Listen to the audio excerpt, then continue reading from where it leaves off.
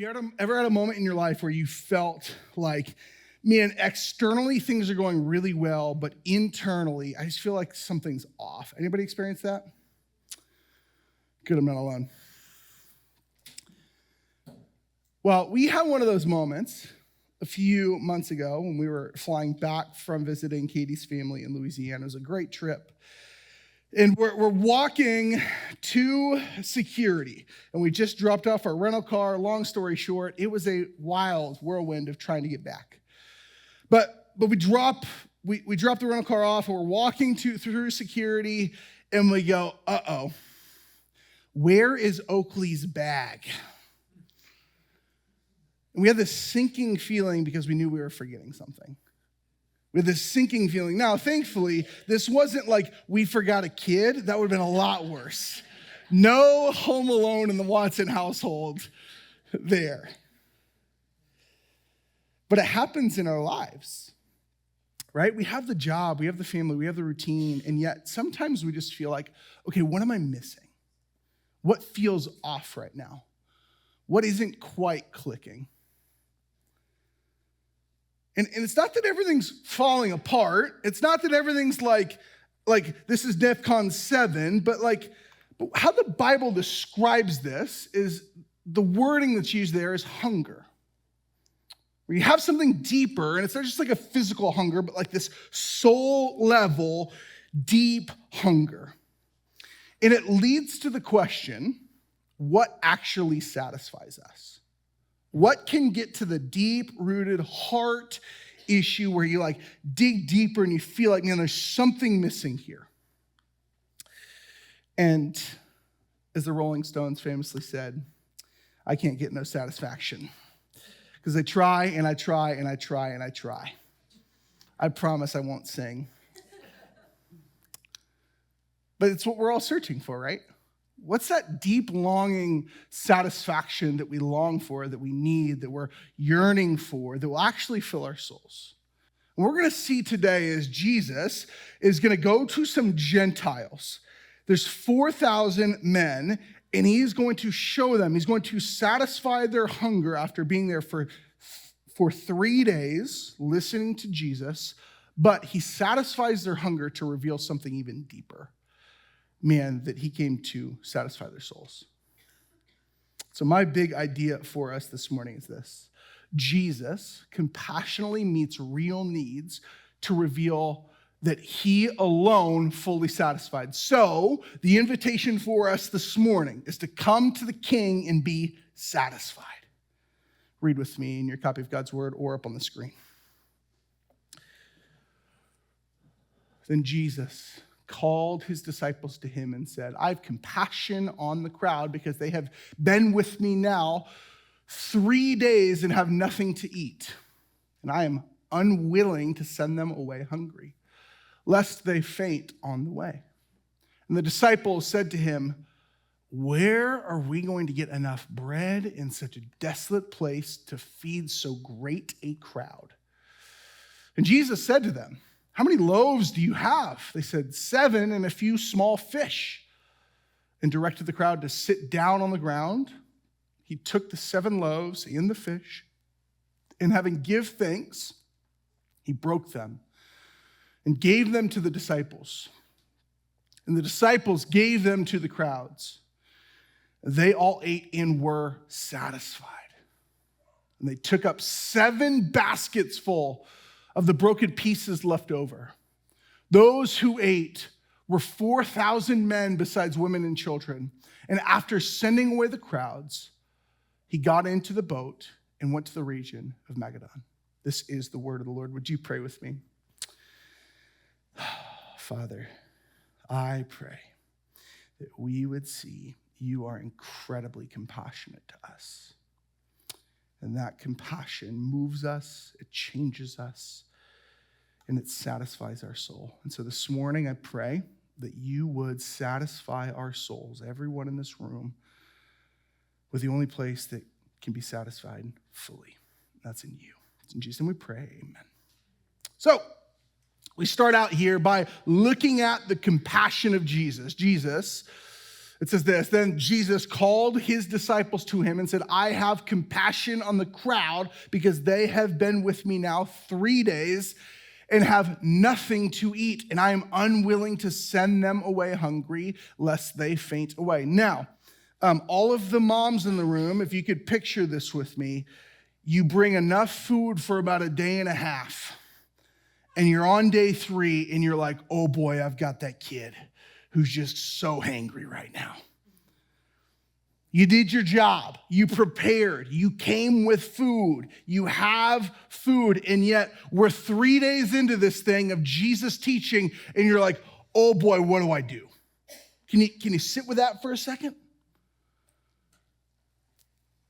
So the crowds are like, okay, we've been here for 3 days and we're running out of food. We thought we prepared. We did not expect this to be longer than it is. The food that they brought for the journey is running out, and they were captivated by Jesus. That's why. They're captivated by Jesus' teaching. Remember, these are Gentiles.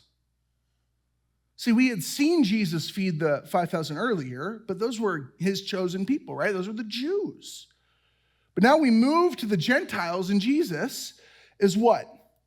He's revealing himself not just to the Jews, but to the Gentiles. And so they hear about this teacher, they hear about this incredible teacher, and they're like, okay, I'm gonna pack up my stuff, I'm gonna get my food, and I'm gonna go walk, I'm gonna go experience this incredible teacher. And they're like, oh my gosh, we're 3 days into this and we way undershot it. Are we gonna have enough food? Now,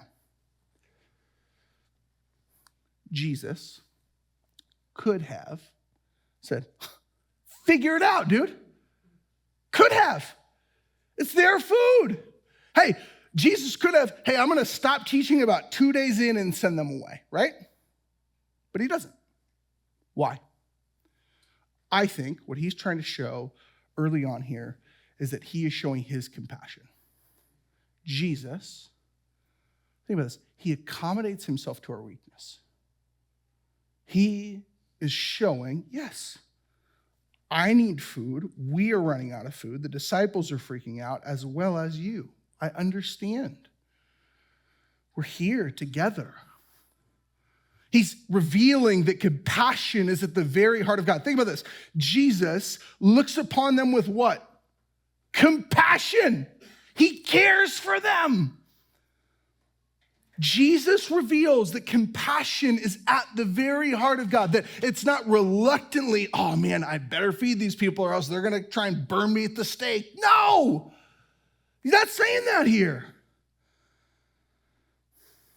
He is overflowing in generosity. This is the heart of God. And his compassion is not just about physical needs. It's about revealing himself as the all-satisfying one. The miracle we're about to see points beyond itself to a greater hunger and a greater need. Now, anybody else in the room have kids that get really hangry? Anybody? And what Katie and I talk about is that is passed down generationally. So it's really my fault. But when we go to pick up our kids from school, especially Wrigley, when I go pick him up from school and I get him in the car, the first question that he asks me, Dad, do you have a snack? And if I say no, oh boy, we have little Jack that comes out. He is so mad. He's hungry. He's frustrated. He's got tears rushing down his face. It feels like he's about to melt into a puddle in his car seat. Life is over if he does not have his fig bar after school. Now, I know what's going on. He is hungry, right? So what I do isn't to my 3-year-old son, buddy, you should have packed better. Like if only you would have brought your fig bar this morning. Wrigley, don't you know you put it in the car so you can have it after school? No! I give him food. I move towards him. I feed him. Because his meltdown isn't actually the problem, is it? It's revealing a deeper need. He's hungry. That's what's happening in the passage. The crowd has been with Jesus for 3 days. They're exhausted. They're running on empty. And Jesus doesn't look at them and say, you should have planned better. Jesus looks at them with compassion because their hunger isn't just a problem. It's a need he comes to meet. That's the gospel, friends. That's the goodness of God. He comes to reveal a greater need that he also comes to meet. He doesn't just wait for them to fix themselves. Like, okay, like, hey, if you could just do a little bit better, then you could come to me. No! The Christian life is not about pretending you're full. It's about knowing you are hungry every single day. It's about getting in the car seat saying, where is my food? And going to the one who can provide every single time. So many conversations I have with people they say things like, I just need to do this in my spiritual life, and then I can feel accepted by God. And then I can put forth enough energy and effort to have this better experience with him. What if the gospel was not about the amount of work that you put in, but it's about going to the one who fully satisfies? Going to the Father who delights in feeding you changes everything. You can bring your need. You don't have to hide. But here's our problem. It's not just our problem, it's the disciples' problem too, so we're in good company. But just like you and me, we forget so quickly, don't we? We're going to see the disciples do the same. Read with me. And the disciples said to him, where are we to get enough bread in such a desolate place to feed so great a crowd? What did we just see 2 chapters earlier? Jesus fed them. 5,000. 1,000 more people. He feeds them. And think about this for a second. What happens with the disciples? They forget. Completely forget. They say, hey, Jesus, I don't know if you know this, bud, but like, we can't, like there's no like bread house. There's no like sourdough spot like right around the corner, okay? Like, I don't know about you, but like, that's a lot of fish. No. What's important here, though, is more important than them just forgetting. They're still learning. They're still in the process to figure out what it means that Jesus is the Messiah. That's what they're trying to figure out here. See, they had watched Jesus feed God's chosen people as he ministered to the Jews, but this is the first time that we see in this space that Jesus, to the Gentiles, does this incredible work of feeding 4,000.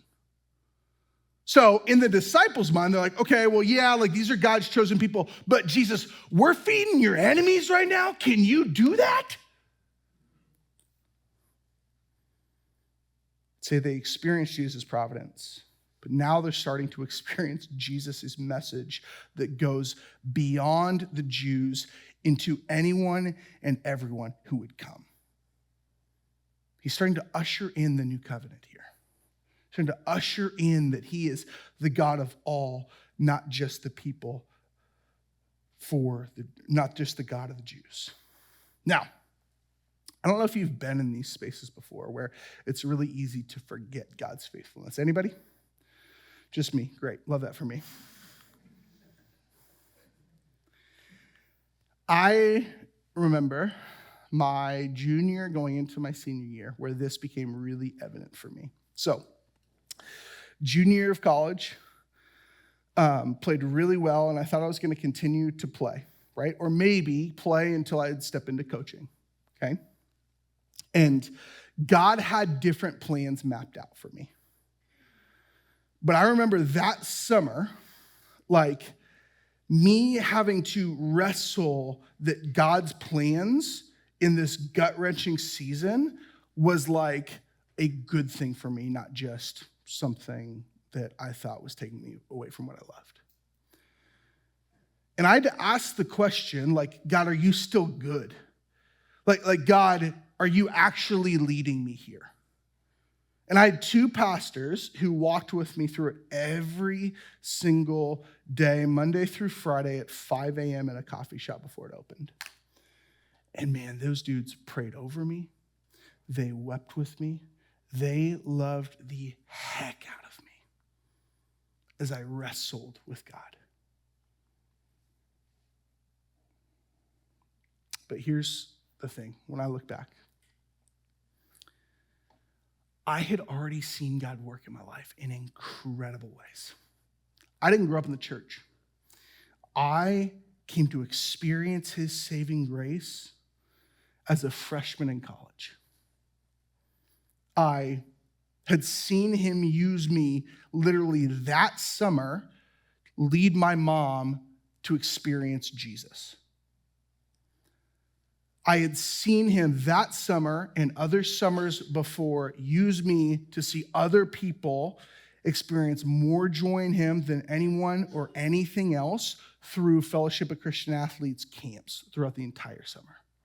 See, I saw him work incredible ways, but what? I forgot! Because I struggled to trust what I had already seen. Because the future was so unknown.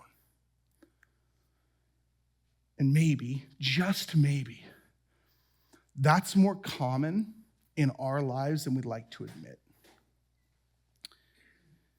Maybe that's a financial season that you find yourself in. Maybe you think, man, I don't know how I'm going to make it. Or maybe you've experienced it in the past and God came through. Maybe a job or a relationship or just a season of grief. A moment when you can clearly look back and say, God was faithful. But in the moment, you're like, God, where the heck are you right now?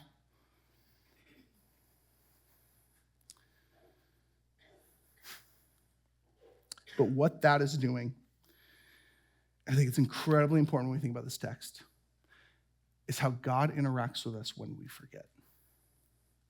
Because when we forget, Jesus doesn't abandon his people in their forgetfulness, does he?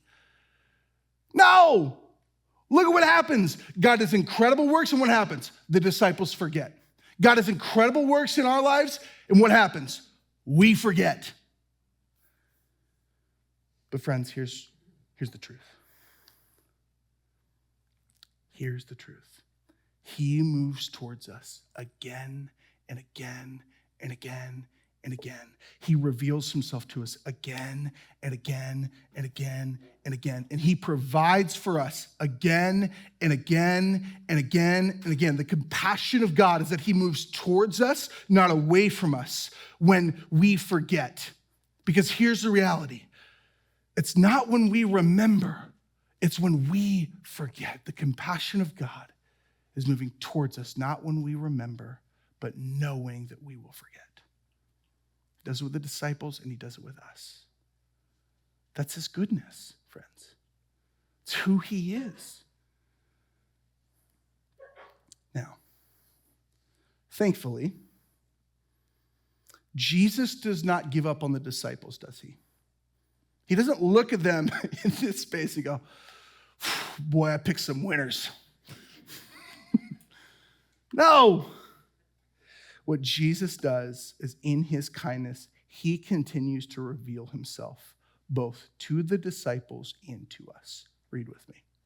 It's the generosity of Jesus. And Jesus said to them, how many loaves do you have? They said 7 and a few small fish, and directed the crowd to sit down on the ground. He took the 7 loaves and the fish, and having given thanks, he broke them and gave them to the crowds, and the disciples gave them to the disciples, and the disciples gave them to the crowds. So, now, Jesus just goes up to the disciples and is like, all right, man, How many loaves do you have? Like if you're counting, like how many loaves do we have left? This is just like us, right? Disciples are traveling together. How many do we have?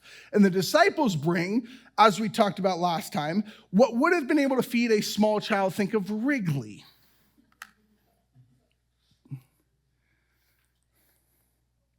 And so the disciples are freaking out a little bit.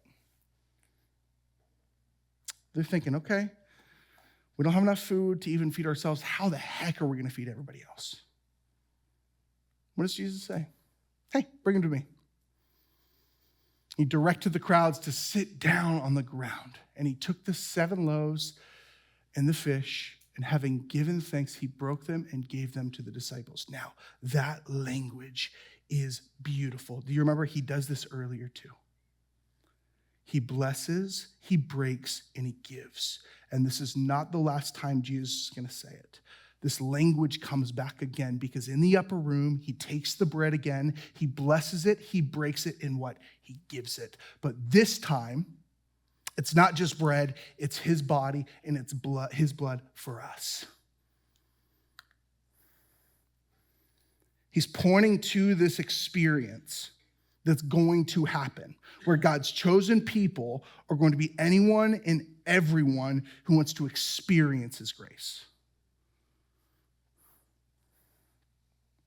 So, Jesus takes the bread and the fish, right? He blesses it, breaks it, and gives it to them. But how does God work? Because he has them sit down and he gives it to the disciples, and the disciples give it to the crowds. But what happens here? God does not meet needs minimally, but abundantly, right? So we're going to see here as we move forward, he is going to bless it incredibly more. Now, think about this. You want to know the heart of God? He intentionally works through small means in order to show his incredible power. And friends, don't miss this. God delights to give because he is in his very being self-giving love. It's who he is. He creates not out of necessity or need, but out of his love. Think about that for a second. What if? How would it change our lives if we started to view ourselves as children God delights to pour his everlasting, ever faithful, ever kind love over, not children who are just over here, man, I really hope I please dad, and I really hope he's happy with me. Would change everything, wouldn't it? Everything. God does not ask, is this enough? What God does is says, bring me what you have, and I'm going to provide more than you could ever imagine. Now, I was trying to think of good illustrations for this, and I got to be honest with you, there have not been many times in my life where I've just had an overabundance of anything. But I did remember one of them. When I was a child in the Bay Area, I remember my dad, who loves, and when I tell you loves, it is probably his favorite thing to do is to go bargain shopping. Anybody else? So he comes home with this off-brand baseball cereal one day and says, hey, do you like it? And I'm like, yeah, I enjoy it. He's like, great. They were 10 cents a box. And so he probably brought home over 30 boxes of cereal that I had so much, I was swimming in this cereal. Now, that's what abundance feels like. It's not just that I have enough. It's more than you expected and more than you even know what to do with. That's what Jesus is doing here on a completely different level. The disciples are thinking, we don't have enough, and Jesus is showing them, you're still learning what it looks like to engage with me, who delights to give you more than you can ever imagine. He doesn't just do the minimum, right? See, God doesn't meet needs minimally. He meets them abundantly. He doesn't just ask, is this enough? He reveals, I am enough. Now, I'm afraid that what we tend to do is when we're met with a difficult situation, we tend to think, okay, I just need to but I just gotta work really hard to get myself out of this difficult situation. And then when we come to a point where we can't, we say, oh my gosh, what do I do? I have no idea what I can do now. See, my thought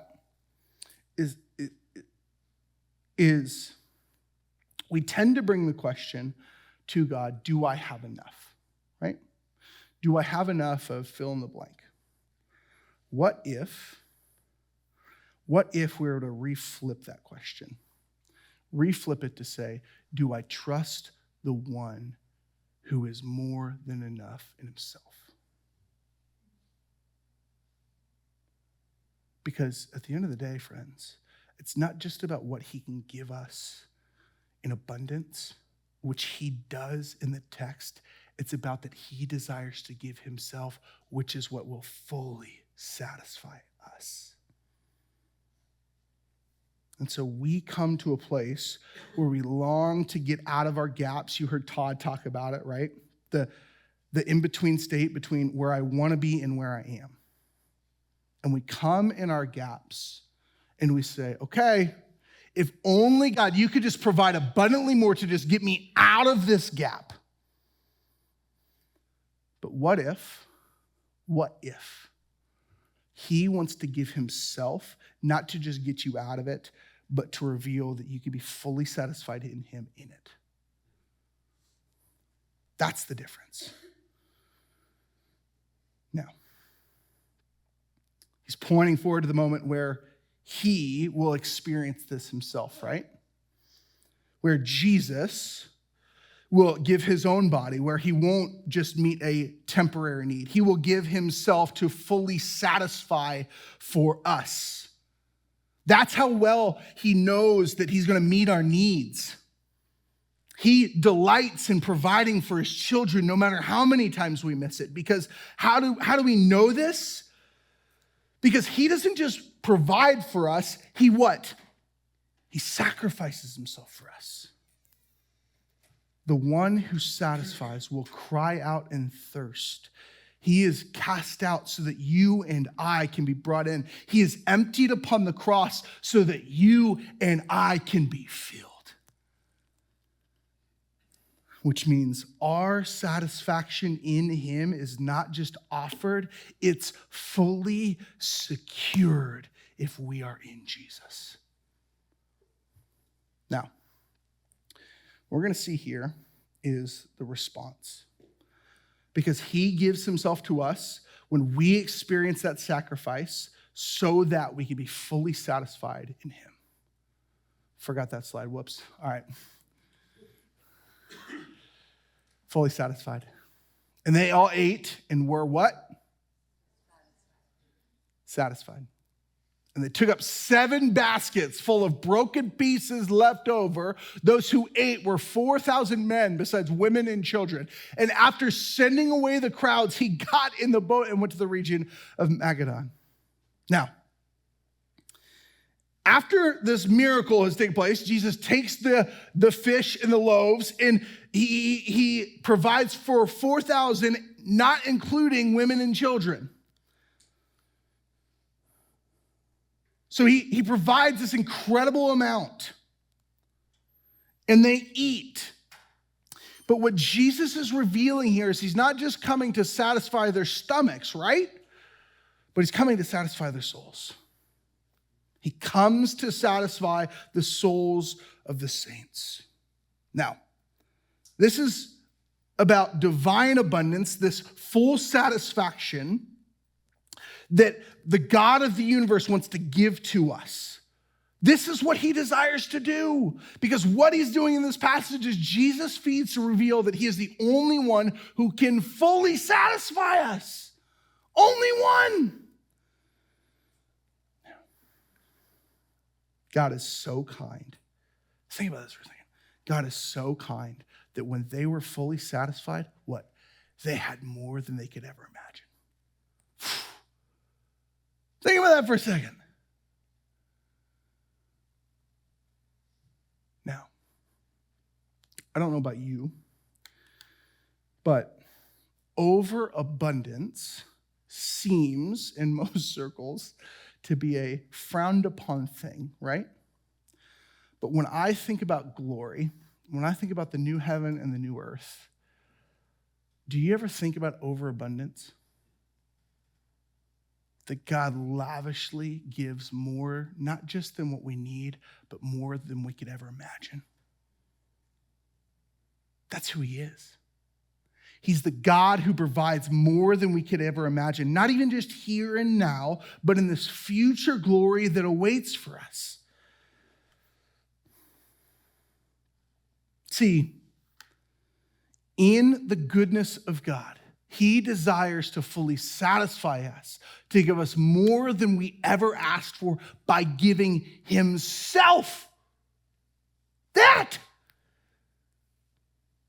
In the gospel, he just doesn't leave us and just sit us down at this secondary table where, okay, yeah, like I'm going to put all the cool kids over here and you're just a little weird, so I'm throwing you on this side. No! He doesn't just leave us with a little bit of grace for us to figure it out. No, what the goodness of the gospel is that God gives us the fullness of his grace more than we ever could imagine. Think about that for a second. You know, the grace of God is not just to cover all of your present and past sins. It's the sins you didn't even know you committed. It's the sin you're going to commit this afternoon at 2 p.m. That is overabundance of grace. And that's what he wants to give to us. What is crazier to me in this passage is that this was to the Gentiles. Think about that for a second. These, in the Old Testament, were the very people who were the enemies of God. Enemies of God and his people. Here's the beautiful thing, though. The good news of Jesus is that he is now ushering in, that he is saying anyone who will bring their need to me, anyone who says, hey, I'm hungry, I need to be satisfied, he says, come to me. Doesn't matter your background, come to me. What Jesus is communicating in this text is that there is no limit to being fully satisfied when we come to him. He's saying, yeah, come, bring it. Reveal it. Now, Katie and I, for a season, lived in Dallas. And we did not have a whole lot of money when we were living in Dallas. And so one of our favorite spots to go after church was this all-you-could-eat buffet sushi joint on our way back to our apartment from church. And it was $20 and you could have as much sushi as you wanted. Amazing. And it wasn't just like, you know those pizza joints, this is me going off on tangent, forgive me. You know those pizza joints, they're like, hey, here are a couple pizzas, it's an all-you-can-eat buffet, and you end up like waiting longer than you actually eat the pizza. No, this was like 30 different rolls just around, already out. Like chefs continually whipping out new sushi rolls. It was incredible. And me, I could go up as many times as I wanted. This was heaven on earth. Here's the thing. I ate until I was fully satisfied because there was an overabundance. And the grace of God for all of us in here is he's saying, it's for you. Take and eat. Be fully satisfied. Never stop coming to the well of grace. Never stop coming, because there is more and more and more and more than you could ever imagine. But here's the problem. One of the ways we drift from the gospel is in our affections, because we begin to feel as though God is distant, measured, or careful with his grace. We might say, okay, yeah, I know he's generous, but in our hearts we approach him, or we live like this grace is running out. We ration and come cautiously and rather than confidently, but what Jesus is offering is he's offering us to be fully satisfied, to continue to run back through the line to get as much food as you want.